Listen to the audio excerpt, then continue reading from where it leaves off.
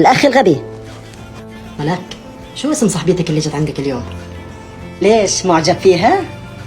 يعني هيك شيء. يلا احكي شو اسمها؟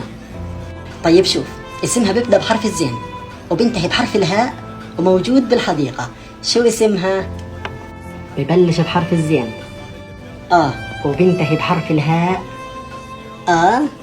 وموجود بالحديقة. زحليقة، اسمها زحليقة. زحليقة يا غبي، في بنت اسمها زحليقة.